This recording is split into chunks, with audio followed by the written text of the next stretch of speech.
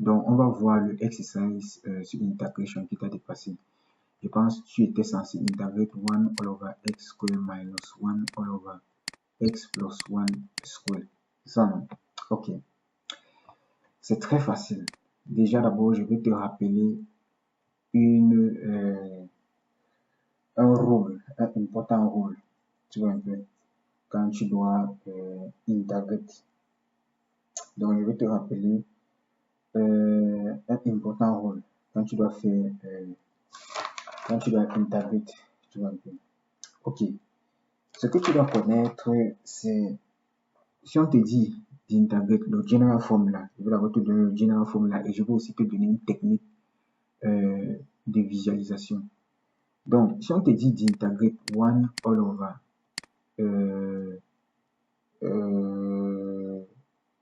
ax plus b to the n dx, déjà, tu dois d'abord toujours te rassurer.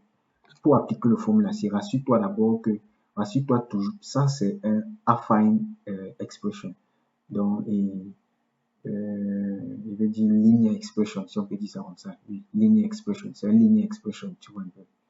Donc, pour intégrer ça, la première des choses, tu écris d'abord, tu te rassures d'abord que ça, c'est un linear expression, donc il est forme ax plus b. Dès que tu te rassures, tu écris ça maintenant sur le forme ici. Ça devient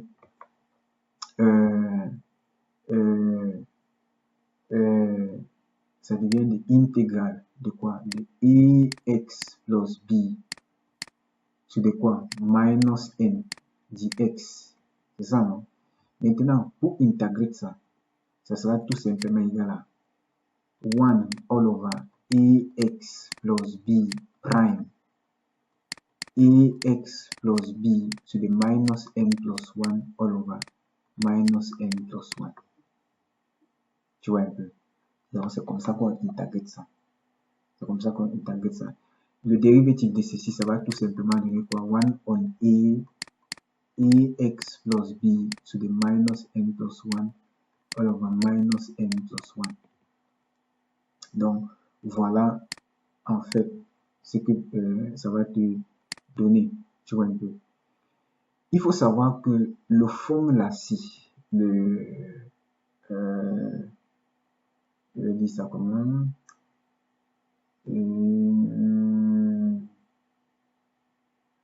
Le formula-ci n'est que valide if n is strictly greater than if n is different from 1. Tu vois un peu. Si n est equals to 1, le formula n'est pas valide. Tu vois un peu. Ok. Donc, on va voir un exemple. Je prends un exemple par exemple. On te dit d'integrate dx on 3x par exemple plus 2 to the fourth. La première des choses qu'il fait, j'écris d'abord ça sera intégrale de 3x plus 2 to the minus 4 dx. Donc, j'applique dans le formula, ça sera égal à quoi? 1 on 3, n'est-ce pas? 3x plus 2 to the minus 4 plus 1, all over quoi? Minus 4 plus 1. Plus le constant k. N'oublie pas toujours le constant of integration. When k belongs to the set of real numbers. N'oublie pas. K belongs to the set of real numbers. Ok. Donc, ça sera égal à, ça va faire minus 3. Donc, minus 1 on 9 into 3x plus 2 to the quoi? To the minus 3. Ce qui sera égal à minus 1 on 9 into 3x plus 2 to the third. Tu vois un peu. Donc, c'est un peu ça. Donc, si tu veux, si on fait donc maintenant ce qui t'avait dépassé là, tu devais faire par exemple l'intégrale, c'est que l'intégrale de dx on x plus 1 square. C'est simple. Je sais, le souci ce n'est pas 1. Donc, j'ai dit que le formula est valide quand ce n'est pas equals to 1. Donc, pour intégrer ceci, ça sera tout simplement égal. Je réécris ça comme x plus 1 to the minus 2 dx. J'applique dans le formula, ça sera égal à quoi? 1 on 1 x plus 1 to the minus 2 plus 1 all over minus 2 plus 1. Ce qui serait égal à quoi ça donne minus 1. Donc on aura minus x plus 1 to the minus 1. Ce qui serait égal à minus 1 all over x plus 1 plus le constant k. Bon, plus le constant k plus k. Oui, k belongs to the set of real numbers. Il ne faut jamais oublier le constant k. Ça, c'était la première approche. Bon, pour intégrer maintenant 1 on x to the 2, c'est facile, non? Tu appliques seulement le formula de quoi? Du integration de x to the n dx qui est égal à quoi? X to the n plus 1 all over n plus 1 plus le constant k. Donc, pour intégrer ça, tu écris seulement ça comme x to the minus 2. Et après le integration, ça va devenir quoi? Ça va devenir x to the minus 2 plus 1 all over minus 2 plus 1 plus le constant k. C'est ça, non? Ce qui sera égal à... Ça fait minus 1. Donc, ici, on aura minus x to the minus 1 plus le constant k. Ce qui est égal à minus 1 on x plus le constant k. Qui belongs to the set of real numbers. Je vais te montrer maintenant une autre technique. Tu vois un peu? Je vais te montrer une autre technique. Je vais te montrer une autre technique là maintenant. Regarde très bien la technique là. La semaine prochaine, je vais commencer à enregistrer. Comme je t'ai dit, je vais commencer à enregistrer les vidéos. Parce que j'ai essayé de faire mon emploi du temps 2 heures par jour. La semaine prochaine, je vais commencer à enregistrer les vidéos. Je ne sais pas encore par quel chapter je vais commencer. Je vais mettre sur YouTube. Tu vas souvent regarder. Donc, je vais te montrer. Attends, je crée une nouvelle page. Là, c'est page 15. Je vais te montrer une autre technique pour integrate. Si on te dit de integrate dx on ax plus b to the n. Comment intégrer ça? Regarde très bien quelque chose. Regarde très bien quelque chose. Ceci, si tu regardes bien, si je différencie ax plus b, si je différencie ça, n'est-ce pas? Je trouve quoi? Donc, si je fais, si par exemple, attends, je vais effacer. Donc, si on me dit de différencier ax plus b with respect to x, il va d'abord que tu vois quelque chose. Ça va me donner quoi? Et, c'est ça, non? Ça me donne et, c'est ça, non? Ça implie donc quoi? Regarde ce que je vais faire. Ça implie que d of quoi? Ax plus b est égal à quoi? A dx. Tu cross multiply. Ça là par là-bas. Ça là c'est en 1. Donc quand il cross multiply, ça fait d of ceci égal à A dx. On est d'accord, non? Ok. Qu'est-ce que ça veut dire? Regarde. Ça veut dire que d of ax égale à quoi? A dx. Tu vois un peu? Si je make dx the subject, ça implie que quoi? Ça implie que dx sera égal à quoi? Sera égal à d of ax plus b, n'est-ce pas? All over quoi? Et maintenant, ce que je fais, c'est quoi? Là où je vois dx ici, là en haut, je viens, je substitute by ceci.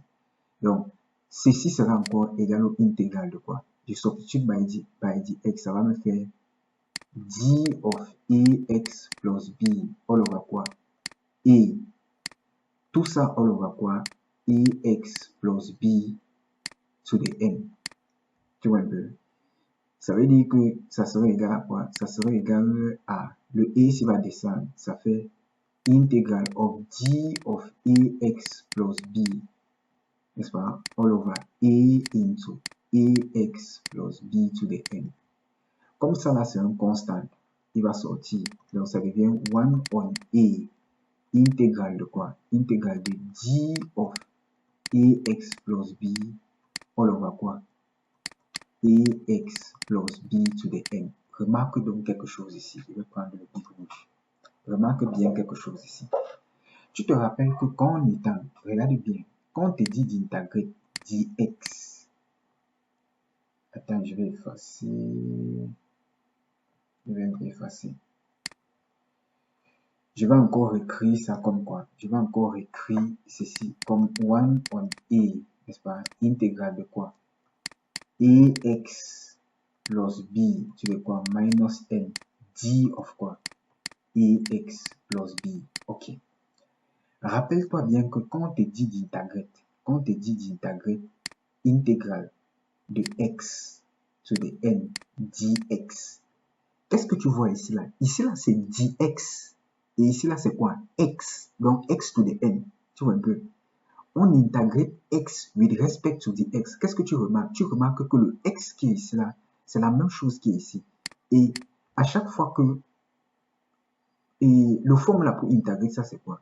C'est x to the n plus 1 all over quoi? N plus 1 plus le constant qui. Donc le x qui est ici, c'est le x qui est ici.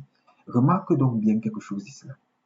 Tu vois que le gars qui est ici, c'est le même gars qui est à l'intérieur ici là. Tu vois un peu? C'est pour ça que ça va tout simplement devenir A1 on A. Tu vois, donc, le gaz il va se comporter un peu comme si on intégrait ceci. Donc, ça va devenir AX plus B to the quoi? N to the minus N plus 1 all over quoi? Minus N plus 1. Tu vois un peu le truc. C'est pour ça que moi, regarde par exemple. Donc, c'est pour ça que si par exemple, on me dit d'intégrer, si on me dit d'intégrer, n'est-ce pas? 1 all over par exemple 3x plus 2. 1 all over 3x plus 2. 1 all over 3x plus 2, par exemple, square dx. On me dit d'intégrer ça. Qu'est-ce que je remarque? Je remarque déjà que, regardez ce que je vais remarquer. Je remarque que si je write ça comme ça, là, si j'écris d of, je sais que le dx, regardez bien, on avait vu ici là que si on différencie ça là, ça va nous faire a dx, n'est-ce pas? Ça veut dire que si j'écris en haut ici là comme ça là, regarde, j'écris ça comme d of 3x plus 2 all over 3x plus 2 square, n'est-ce pas? Je sais que si je différencie, je sais que si je développe ça, ça va me faire quoi? Je sais que si je fais d of 3x plus 2, ça doit me donner quoi? Voici ça ici là. Ça doit me donner quoi? Je différencie ça, ça me fait 3dx. C'est ça, non? Ça veut dire que, comme je sais, il n'y a que ça là me donne 3dx.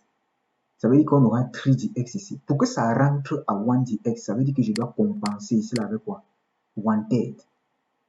Tu vois un peu ce que j'ai en train de dire? Ça veut dire que je dois compenser ici avec 1/3. Tu vois déjà que c'est, j'ai déjà bien arrangé ça. Ça me fait maintenant quoi? 1/3 intégrale de quoi? 3x plus 2 to the minus 2 d of quoi? 3x plus 2. Tu vois un peu? Ce qui serait égal à quoi? 1/3, n'est-ce pas? 3x plus 2 to the minus 2 plus 1 all over minus 2 plus 1 plus le constant t. Tu vois un peu? Ce qui sera donc égal. Ce qui sera donc égal à quoi? Ça c'est minus 1. Minus 1 on 3. 3x plus 2 to the minus 1 plus le constant t qui est encore égal à minus 1 on 3x plus 2 plus le constant t. Tu vois un peu? Donc, lorsqu'on te demande d'intégrer, voici deux techniques qui étaient montrées. J'ai dit ici là que je remarque que si je différencie ça, j'aurai ici là quoi? Si je différencie le bas ci, j'aurai quoi? 3x dx. Tu vois un peu? Le bas ci, parce qu'il y a 1 ici là, je me rends compte que si je différencie ça, et que je mets 1/3 à l'intérieur, ça revient à ceci. Tu vois un peu? Donc, il y a deux techniques. Soit tu utilises le formula, soit tu utilises la technique C. Et je te conseille aussi d'apprendre la technique C. Parce que la technique C va t'aider dans beaucoup de choses. Tu vois un peu? Donc, apprendre bien la technique là. On va faire quand je vais lancer les vidéos là, je vais faire beaucoup d'exercices dessus. Tu vas voir. Maintenant, si on me dit par exemple d'intégrer, par exemple 1 on. Tu as vu, depuis là, on faisait que voir les cas où il y a le truc. On ne faisait que voir les cas où il y a quoi? Où il y a les powers qui sont greater than 1. Tu vois un peu, non? Qui ne sont pas equal to 1. Comment est-ce qu'on intègre donc 1 on ax plus b? 1 on ax plus b dx. C'est très simple. Le formula, c'est quoi? Le formula, c'est tout simplement 1 over a lim of the absolute value of ax plus b plus le constant k. Comment est-ce que le truc s'y sort? Regarde bien comment ça sort. Si on me dit d'intégrer 1 on ax plus b dx, qu'est-ce que je remarque? Je vois que le 1 ici, le 1 qui est ici là-haut, c'était comme si on avait écrit ça comme, regardez bien, si je mets d of ax plus b, je sais il n'y a que le d of ax plus b ici, ça doit me donner quoi? Ça doit me donner quoi? Je différencie ça là, ça me donne a dx, c'est ça non? Parce qu'on est en train de différencier avec respect to x, a dx, tu vois un peu. Donc, si ça me donne a dx, or je dois avoir ici 1 times dx. Ça veut dire qu'il faut que je compense ici là à l'extérieur avec quoi? 1 on a. Et je remets mon gars ici en bas. Ax plus b. Tu vois un peu. Maintenant, rappelle-toi qu'on avait dit quoi? Le intégral de 1 on x dx, c'est égal à quoi? Lim of the absolute value of x. C'est ça, non? Plus le constant k. Maintenant, ça donne une lim of the absolute value of x. Le x ici, c'est la même chose que le x qui est ici. Ça veut dire que comme le gars qui est ici, c'est la même chose que le gars qui est dans le d ici. C'est pour ça que ceci, en appliquant le même rôle ici, ça sera 1 on a lim of the absolute value de quoi? Ax plus b. Tu vois un peu. Donc, il faut beaucoup faire les exercices, beaucoup t'entraîner. Tu vois un peu. Et tu vas beaucoup comprendre les choses. Donc, c'était tout ce qu'il y avait à expliquer là. Ce que tu ne comprends pas, tu pourras me demander. Je vais expliquer davantage. Ok, on va donc, désolé, j'avais mis pause. On va donc faire la question sur,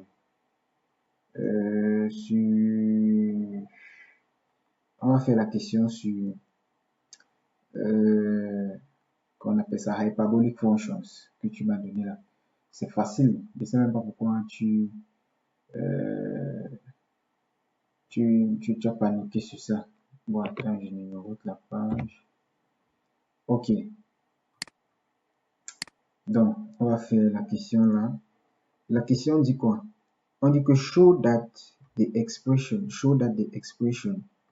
14, prends le stylo noir, le stylo bleu, so show that the expression 14 change x minus 10 cosh x equals to 5. Mais je dis big rouge, big bleu, je prends le bleu rouge. Donc, show that the expression 14 change x minus 10 cosh x equals to 5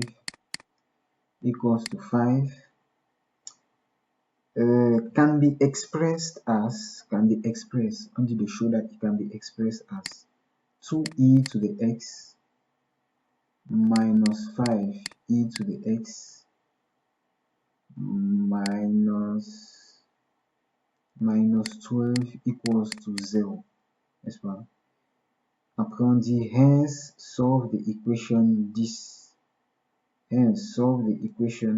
14 times x minus 10 cosh x equals to 5, leaving your answer in natural logarithm. Ok, quand on dit natural logarithm, tu dois déjà comprendre que c'est in lim. Donc tu dois laisser ton answer in terms of lims. Ok, un instant et bois un peu de l'eau. Ok, on va continuer avec la question. Donc, on nous demande de show that the expression this expression can be expressed as this. Ok, c'est simple. Donc, tu vois très clairement qu'on est passé de là, après subitement on a les e to the x. Ça veut dire que naturellement, la première des choses qui doit me venir en tête, je dois essayer de remplacer et voir ce que ça donne. Donc, recall that, parce que coche x est égal à quoi? E to the x plus e to the minus x on 2, change x est égal à e to the x minus e to the minus x on 2. Je vais remplacer ça par simple, donc 14 into e to the x minus e to the minus x on 2 must be equals to minus 10 into e to the x plus e to the minus x on 2 must be equals to what? Must be equals to 5.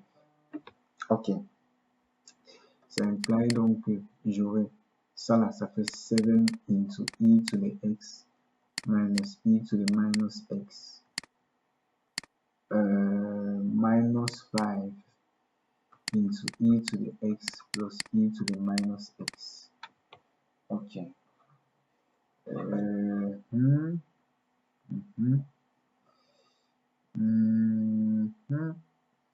Ok, equals to quoi?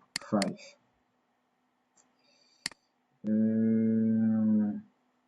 Bon. Déjà, je vais bring les like terms together. Ça veut dire qu'on aura quoi? Voici e to the x, e to the x. Donc, on aura 2e to the x. C'est ça, non? Ça là, c'est 7 quoi? Ça, c'est 7 times ça. Ça va faire minus 7e to the minus x. Minus quoi? Minus, donc ici, on a minus 7e to the minus x.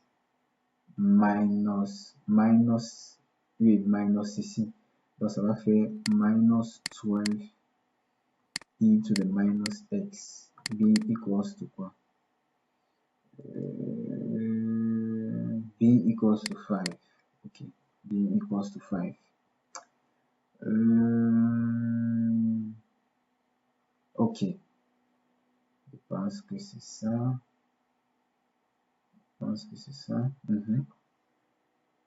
Donc, on est là. Maintenant, ce que je vais faire, c'est quoi? Ça, c'est e to the minus x. Donc, on aura 2e to the x minus 12 all over e to the x. Parce que ça, c'est e to the minus x2 un peu. Must be equals to quoi? 5. Donc, je vais multiply all through by e to the x. Ça va me faire 2e to the x times e to the x minus 12 must be equals to 5e to the x. Ok. Ça imply donc qu'on aura 2e to the 2x parce que same base loss of indices a to the m times b to the n. Donc a to the n times a to the m c'est égal à a to the n plus m. Donc c'est ce qu'on a fait ici. Minus 12 must be equals to 5 e to the x. Ok, ça imply donc qu'on aura 2e to the 2x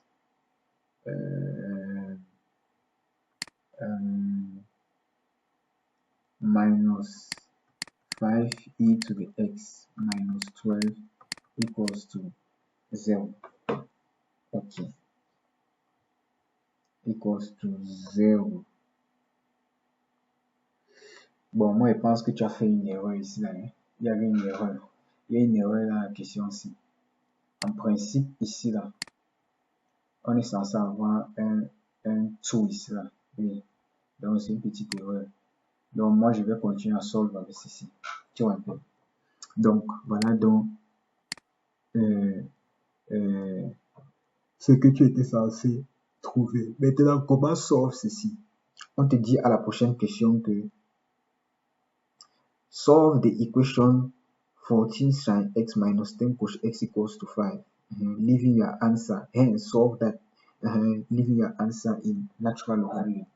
On sait déjà que le transformation, on sait déjà que ceci, partant d'ici, on est tombé sur quoi ici? Tu vois un peu. Bon, moi, je vais sortir ça avec le tout ici, parce qu'il y a une erreur là-dedans.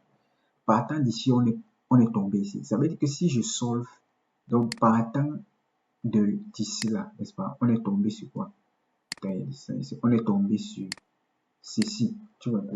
Ça veut dire que si je solve le système-ci, ça veut dire que j'aurais solve le système de départ. Tu vois un peu. Donc, on va solving 2e to the 2x minus 5e to the x minus 12 equals to 0. Donc, on va solve ça. Ce que je vais faire ici, c'est quoi?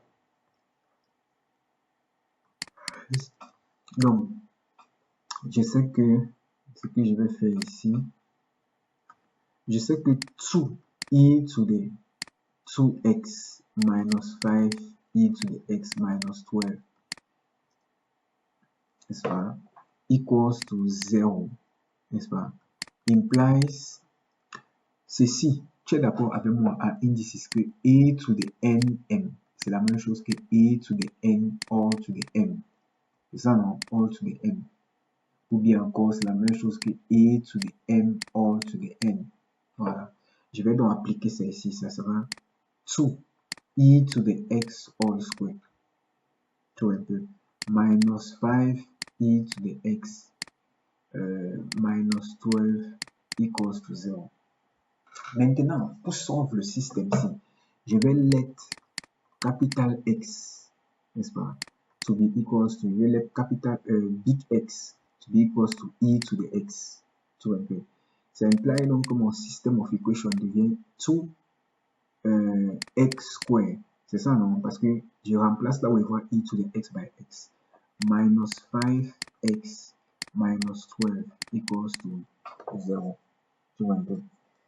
Ok, maintenant, pour solve ceci, naturellement, on parle d'abord le discriminant pour voir si ça a des solutions. Tu vois, on sait que delta qui est égal à b square minus 4 ici égal à b square. B square, ça sera 25 minus 4 to c, c'est minus 12. Ok, minus 12. Donc, ça serait égal à 25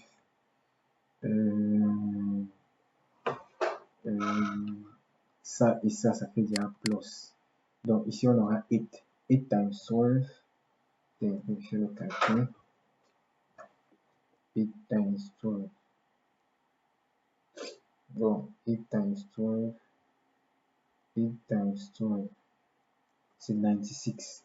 Donc j'aurai 25 plus 96. 96 plus 25. Ça fait 121. Je vais vérifier là aussi bien fait. Donc j'ai b square. B square c'est 25 minus 4 et 2 c. Ok. Donc delta est égal à quoi? 121 qui est greater than 0. C'est clair donc 2x, n'est-ce pas? X square minus 5x minus 12 equals to 0 has two distinct solutions. Two distinct solutions. Ok, il y a two distinct solutions. On va donc faire les different solutions là, tu vois un peu. On va faire les different solutions là.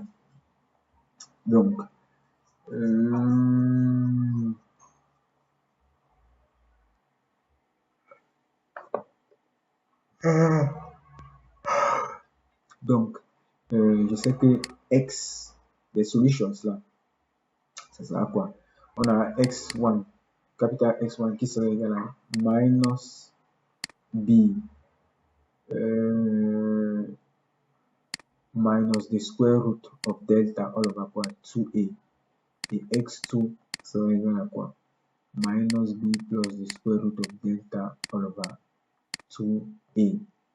Imply donc x1 sera égal à minus b c'est 5 minus the square root of delta minus the square root of 121 minus the square root of 121 all over quoi 2a. Et c'est quoi? C'est 2. Donc 2 into 2 et x2 sera égal à oui, ça c'est minus b, ok, minus b 5 plus the square root of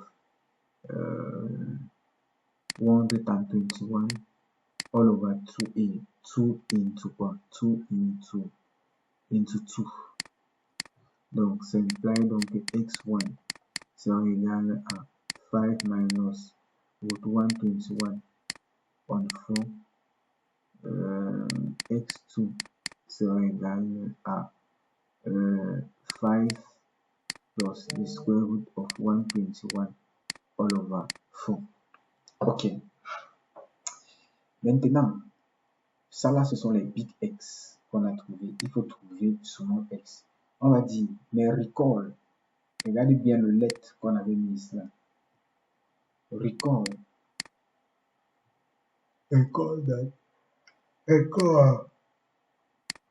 that on avait let x to be equals to quoi? E to the x. C'est ça, hein? Si tu dois solve ça, on avait let x to be equals to e to the x. Maintenant, si on doit trouver small x, si on take le line of both sides, ça veut dire que the line of e to the x must be equals to the line of capital X. Ce qui implie que line of e to the x c'est x. X sera égal à line of capital Bx. Tu vois un peu. Donc voici ça. Ça sera égal à line of capital Bx. Donc ça implie donc que les solutions. D'abord je vous vais parler. Ça implie donc que, n'est-ce pas, les solutions. On aura x equals to line of what?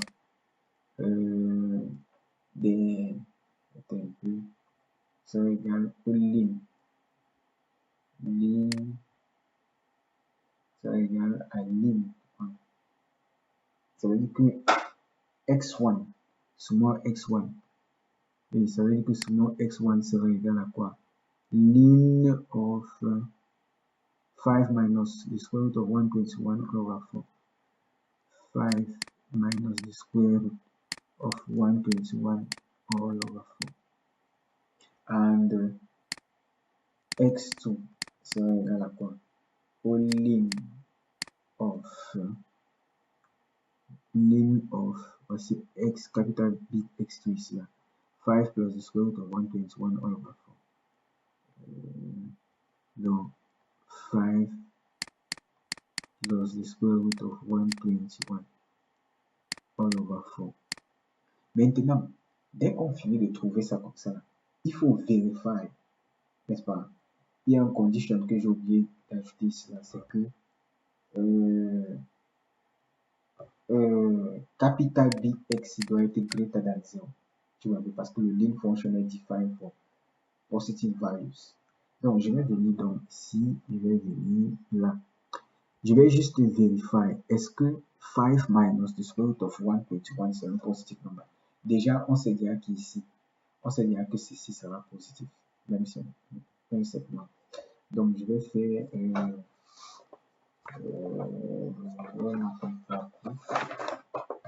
donc, je vais calculer, par exemple, 5 minus the square root of 121 minus the square root of 121. Since, regardez, quand tu fais le difference, si tu vois que le nombre ici est négatif, n'est-ce pas? Since 5 minus the square root of 121 on 4 is less than 0.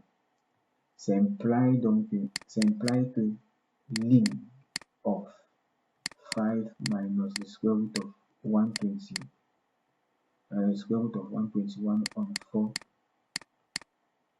does not exist. Donc, conclusion, n'est-ce pas? X must be equals to ln. X must be equals to ln of 5 plus the square root of 121 all over 4. Donc, voilà donc le solution in natural logarithm. J'ai dit que celui-ci n'est pas solution. Pourquoi? Parce que le ln of a negative number does not exist. Tu vois que quand tu fais le difference là, ça te donne quelque chose qui est négatif. Or, le ln of a negative number does not exist. Donc, c'est pour ça que c'est seulement celui-ci qui est le solution. Tu vois un peu? Donc, c'était tout. Donc, c'était tout.